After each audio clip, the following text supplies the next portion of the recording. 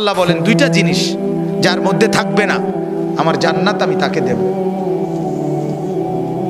যার মধ্যে দুইটা জিনিস থাকবে না আমি তাকে জান্নাত দেব। কয়টা জিনিস বলেন?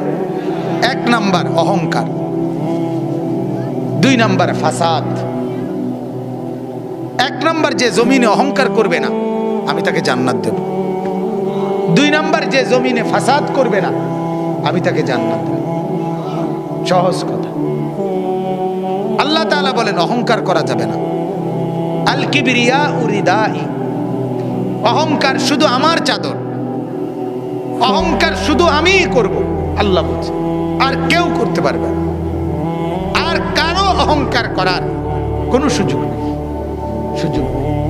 হাদিসের মধ্যে আছে আল্লাহর নবী সাল্লাল্লাহু আলাইহি সাল্লাম তিনি কোনোদিন পিছন দিকে হেলান দিয়ে জুতা পায়ে খাবার খেতেন না, বলতেন এটা অহংকারের পরিচয়। আল্লাহর নবী সাল্লাল্লাহু আলাইহি সাল্লাম দুই হাঁটু তুলে পিঠ সোজা রেখে মাথা ঝুঁকায়া এরপরে খানা খেতেন, হাদিস। এবং বলতেন আকুলু কামা ইয়াকুলুল আবদ, এক গোলাম তার মনিবের সামনে যেভাবে খায় আমি মুহাম্মদ আমার রবের সামনে এভাবে খানা খাই। বিনয়, তাওয়াজু, এটা রাসূলুল্লাহ সাল্লাল্লাহু আলাইহি ওয়াসাল্লামের শোভা ছিল। তাহলে পৃথিবীর মধ্যে আল্লাহ ব্যতীত যদি কেউ অহংকার কিছু করার মতো থাকে তো সেটা রাসূলুল্লাহ করতে পারে। কি বলেন? কারণ কোন যোগ্যতায় এক সুতা ওনার মধ্যে ঘাটতি নাই। বলেন না, যত যোগ্যতা কল্পনা করা যায় এর কোনটার মধ্যে উনার কোনো ঘাটতি ছিল? সৌন্দর্য, রূপ, আচার ব্যবহার, কথাবার্তা, জ্ঞান গরিমা, বুদ্ধিমত্তা, চলন বলন সবকিছুতে তিনি সেরা। তবুও তিনি কোনোদিনও অহংকার করেন, অহংকার করেন। হাদিসের মধ্যে আছে আল্লাহর নবী সাল্লাল্লাহু আলাইহি সাল্লাম ডান দিক থেকে কেউ যদি উনাকে ডাক দিতেন, কথা বলতেন, তো আল্লাহর নবী পুরো চেহারা ঘুরাইয়া এভাবে তাকাইয়া কথা শুনতেন। যতক্ষণ ওই লোক কথা বলতো অতক্ষণ চেহারা ফিরাইতেন না। এটা তাওয়াজু, বিনয়। এমন না যে সামনের দিকে তাকাই আছে ওই বেটারে বলছে হ্যাঁ কবে না শুনতে আসি, তো এমন হয় না আমাদের। আল্লাহ রাসূল এটা করতেন না। কেউ হাতে মুসাফা করছে, নবীজি কখনোই নিজের হাত টেনে নিতেন না। ওই লোক যখন হাত ছাড়াইতো তখন ছাড়তেন। তাওয়াজু, বিনয় ছিল। তাহলে এই জন্য ভাইয়া অহংকার যে করবে না আল্লাহ বলেন আমার জান্নাত তার জন্য। অহংকার কাকে বলে? আল্লাহর নবী বলছে দুই জিনিসকে। কয় জিনিসকে বলেন? এক নাম্বার বাতারুল হক, যত কিছু হক শরীয়তের বিধিবিধান এর যে কোনো একটাকে অবজ্ঞা করা, ফেলে দেওয়া, পরিত্যাগ করা, নিজের জীবন থেকে বাতিল করে দেওয়া, এটাই অহংকার। এই লোকটাই অহংকারী। এজন্য যত যুবক, যত মুসলমান নামাজ পড়ে না, সেজদা করে না, এরা অহংকারী। কারণ এটা হক, সত্য বিধান ইসলামের, এটাকে সে অস্বীকার করছে, অবজ্ঞা করছে। এই অহংকারী। যত শুদ্ধ কথাই বলুন, ডিগ্রি 18 কিসিমের ডিগ্রি লোক, কথা বুঝেন, সে আপনার অভদ্র। সেজদাবিহীন কোনো মানুষ ভদ্র হইতে পারে না। নামাজবিহীন কোন সন্তান, কোন মানুষ ভদ্র হইতে পারে না, হতেই পারে না, হতেই পারে। আল্লাহ ইবলিসের পরিচয় বলছে কোরআনে। আল্লাহ বলছে ইবলিসকে জানো? ইবলিস সে যে সেজদাকারীদের অন্তর্ভুক্ত ছিল না। লাম ইয়াকুম মিনাস সাজিদিন, সেজদাকারী নয় যে, তার পরিচয় ইবলিস। অতএব দোস্ত তুমি তোমার পরিচয় ঠিক করো। তুমি মানুষ কিনা না ইবলিস, সেজদার ভিত্তিতে প্রমাণ, সেজদার ভিত্তিতে প্রমাণ। ফারকু মা বাইনানা ওয়া বাইনাল কুফরি আস-সালাহ। আল্লাহর নবী বলেন আমি আর আমরা, ঈমানদার আর বেঈমান পার্থক্য নামাজ। কি? সালাত, নামাজ। আমি প্রায় বলি আগা কাটা না। আগা কাটলে মুসলমান, আগা না কাটলে মুসলমান না। না, আগা কাটার ভিত্তিতে কি না মুসলমানের হিসাব কিতাব। ওইটা একটা সুন্নত আমল, এটা একটা জরুরি আমল। কিন্তু মুসলমান আর বেঈমানের পার্থক্য সেজদা। কি বলেন না? সেজদা, সেজদা, নামাজ, প্রত্যেকটা বিধান। যে সুদ খায় সে অহংকারী, যে ঘুষ খায় সে অহংকারী, যে মিথ্যা বলে সে অহংকারী, যে অশ্লীল ছবি দেখে, নর্তকীর নাচ দেখে সে অহংকারী, যে মা বেপর্দা চলে ওই মা অহংকারী, যে বোন বেপর্দা চলে ওই বোন অহংকারী, যে বিবি বেপর্দা চলে ওই বিবি অহংকারী, যে ঘরে রঙিন টেলিভিশন চলে ওই ঘরওয়ালারা দেমাগী অহংকারী। আর আল্লাহকে পরোয়া করে না, আর আল্লাহকে মূল্যায়ন করে না। আর আল্লাহ বলেন আমার সাথে যে অহংকার দেখায় কাসামতু, আমি তারে এমন ভাবে ধরি এক আষাঢ়ে আমি সোজা করি। আল্লাহ বলেন আমারে চেনো নাই, তো বুঝোই নাই আমাকে। ওমা কাদারুল্লাহ হাক্কা কদর। আল্লাহ বলে আরে মানুষ তোমরা আমারে চেনো না, আন্দাজ করো না, আন্দাজ করবা। আমি রহম করছি, আমার নাম যেমন রহমান, আমারই নাম কাহার। আমার নাম যেমন রাহিম, আমারই নাম জব্বার। মনে রেখো, আমার দোনো নামের অর্থ শুনে নাও। আমার রহমান নামের অর্থ কি এটাও জেনে নাও, আমার জব্বার নামের অর্থ কি এটাও জেনে নাও। আমার রাহিম নামের অর্থ শুনো, আমার কাহার নামের অর্থ শুনো, তাইলে আন্দাজ করবা। আর আমি ভাগ করে রাখছি কখন আমি রহমতের আচরণ করব, কখন আমি কাহারের আচরণ করব, এটাও আমি ভাগ করে রাখছি। দুনিয়ায় আমি রহমতের আচরণ করি, তোমারে দুগা ভাত খাওয়াই, তোমার এত চুরি ডাকাতি, এত মিথ্যা, এত চুরি, এত মোবাইল, এত অশ্লীলতা, এত গান বাদ্য, এত নাচ গানের পরেও ছেলেপেলেরা মনে করে কই মাতে তো না কেউ। বুঝেন নাই কথাটা? আল্লাহ কিচ্ছু তো কই কই এর মলে কি থাপড় দিল নইলে, দুই একটা আচার দিল নইলে, কিচ্ছু তো কয় না। আমি তো আমার নাফরমানির উপরে তো আমি বহাল তো বিয়েতে কি আছি। আল্লাহ বলে আহারে আমার একটু দয়া দেখে তুমি ভুল করছো না, আমার একটু দয়া, আমার তিমিকে আমি এর চাইতে বেশি খাওয়াই, অতএব এটারে তুমি কিছু মনে করো না। আমার শাস্তি বড় সাংঘাতিক। আন্না আযাবি হুয়াল আযাবুল আলীম। আল্লাহ বলেন আমার আযাব বড় ভয়ঙ্কর আযাব। অতএব আমার বাপ প্রত্যেকটা গুনাহ অহংকার, প্রতিটা গুনাহ কি বলেন না অহংকার। অহংকার মানে সে আল্লাহর সাথে বড়াই করছে, আল্লাহকে কিছুই মনে করে না। ছেলেরা এই বাপ একজনও যদি হয়, একজনও যদি শুনে থাকো, তোমার কাছে বলছি আল্লাহর কথার একটা নিয়ম মনে রাখবেন, সবাই একরকম হয়ে যায় না, একজন আরেকজন থেকে আলাদা হয়ে যান। অর্থাৎ সবাই একত্রে একসাথে গুনার উপরে জমে যায় না। গুনার পরিবেশ থেকে আপনি একজন হলে একজনই আলগা হয়ে যান, আপনি তার জন্য আর ফিকির করেন না। যখন দেখবেন নাফরমানি ছাড়ছে না, আপনি নিজেকে বাঁচায় ফেলেন।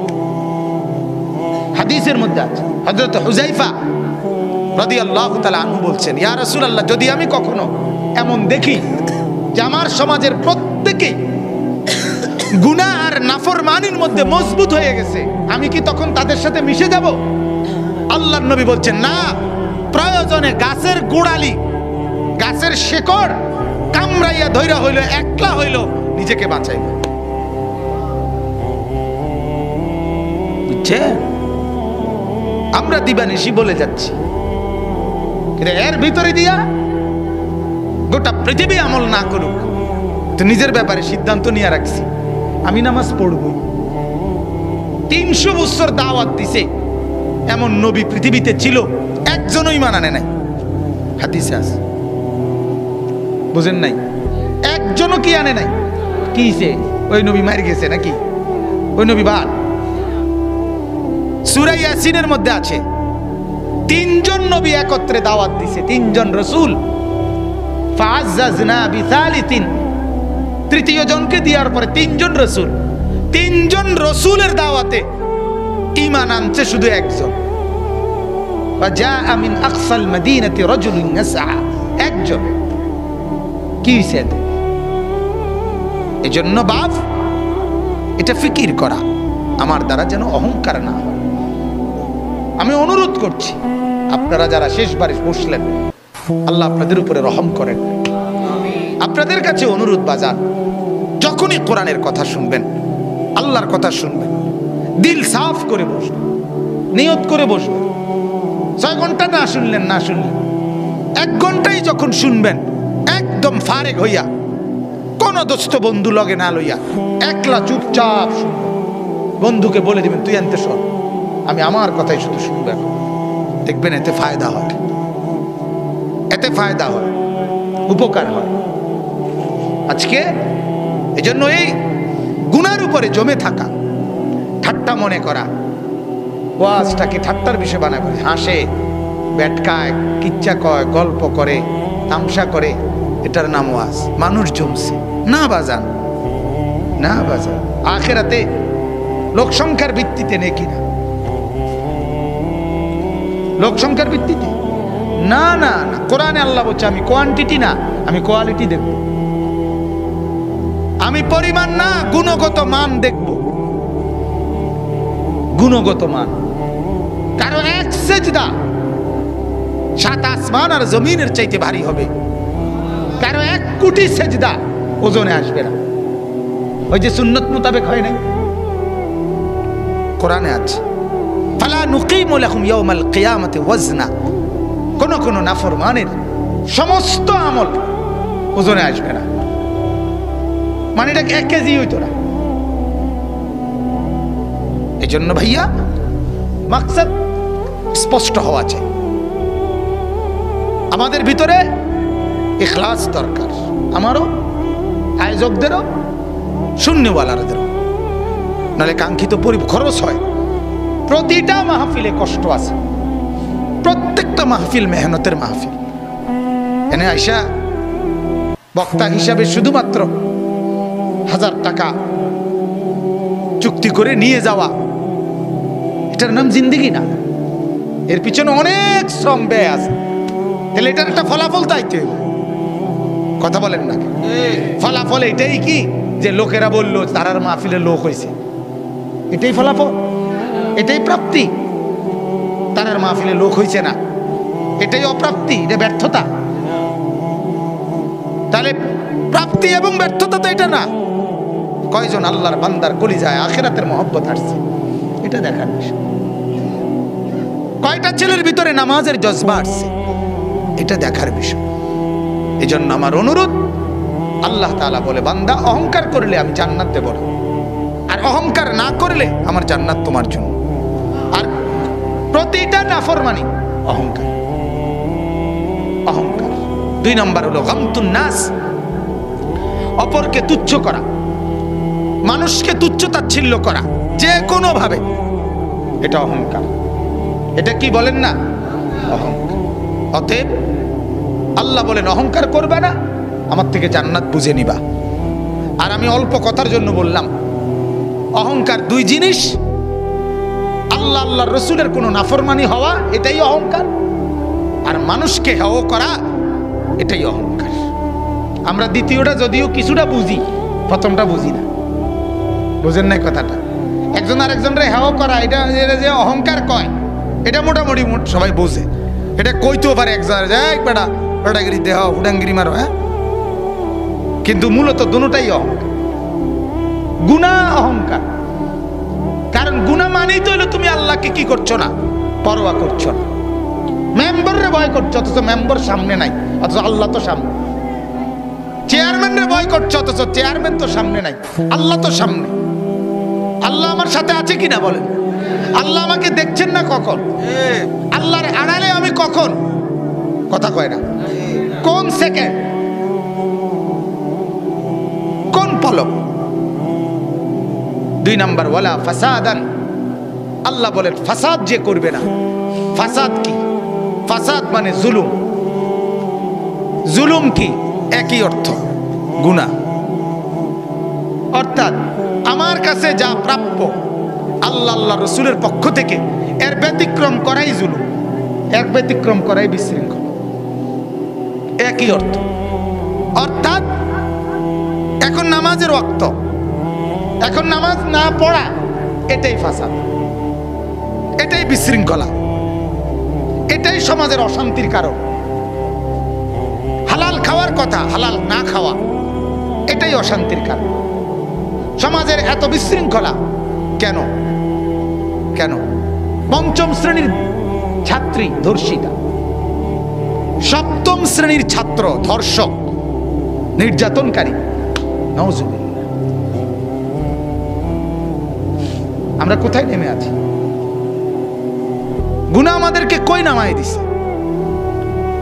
সিনেমার নর্তকী প্রথম বলল তার পেটে সন্তান, তার কিছুদিন পরে বিয়ে করলো, বাচ্চা হইল আগে, বিয়ে করছে এরপরে। ওমা কি আশ্চর্য দেশ, কি আশ্চর্য! এটাও ফেসবুকে, এটাও মোবাইলে। তার মানে গুনার উপরে আরো দম্ভ, অহংকার, গুনার প্রদর্শনী। যে জিনা কিভাবে করে আমার থেকে দেখো, ব্যভিচার কিভাবে করে, সন্তান হবে কখন আর বিয়ে করতে হবে কখন আমার দেশে। একবার একজন নাম করা খেলোয়াড় আছে, আর্জেন্টাইন খেলোয়াড় নাকি মেসি, সে পত্রিকার ছিল, 2 সন্তান নিয়া ওই মহিলারা এরপর বিয়ে করছে। 2 সন্তানের বাপ হয়েছে যখন, এরপরে বিয়ে করছে। তো ওরা তো কাফেরের জন্য সাজে, ওরা তো বেঈমান। কথা বলেন নাকি? এক মুসলমান পরিচয়ধারী তারা এটা কিভাবে করতে? অথচ এটা এই সমস্ত নর্তকী সিনেমার এরা হয়ে যায় আমাদের মহিলাদের পছন্দের মানুষ। এজন্য বাপ, প্রত্যেকটা জুলুম, প্রত্যেকটা গুনাহ ফাসাদ, বিশৃঙ্খলা সমাজকে স্থায়িত্ব দিবে না। আপনারা জানেন না, আমরা দিবানিশি বলি বাজান, চতুর্দিকের মসজিদ মাদ্রাসাগুলো, কোরআনের হাফেজরা, ছোট ছোট মাসুম বাচ্চা যারা কোরআন পড়ে, বিশ্বাস করেন এদের বরকতে জমিন টিকে আছে। নাইলে মুসলমানের মহল্লা আজকে এমন, ফজরের নামাজের সময় হাঁটলে দেখা যায় যে মহল্লা যেন গোরস্থান, কবরস্থান। এখানে মুসলমান জনবসতি বসবাস করে এটা বোঝা যায় না। মসজিদগুলো বিরান, ফাঁকা, 5 জন মুসল্লি, 2 জন মুসল্লি। শুধু একমাত্র যদি কোথাও মাদ্রাসা থাকে, ওই মাদ্রাসা রাত 4টা থেকে হেফজখানা সজাগ। কি ভাই? রাত 4টা বাজে সজাগ। তাইলে শুধুমাত্র আল্লাহ তাআলা এক দিনের বেনামাজি ফজরের নামাজের এই দৃশ্য দেখে ধ্বংস করে দেওয়ার কথা। ফজরের নামাজের এক টাইমে আল্লাহ বহু কওম কোরআনে আছে ধ্বংস করছে। কওমে লূত, যাদেরকে আল্লাহ জমিন উল্টায় দিছে এই ফজরের এক টাইমে। কওমে সামুদ, কওমে শুআইব, এই 2 জাতিকে ফেরেশতার বিকট চিৎকার দিয়া ধ্বংস করে দিছে ফজরের এক টাইমে। কওমে আদ, ঝড়ো বাতাস দিয়ে আল্লাহ ধ্বংস করে দিছে ফজরের এক টাইমে। ফজরের টাইমে কোরআনে আছে ফাজাআহা বাসুনা বায়াতান, আমার আযাব রাত গভীরে আসে।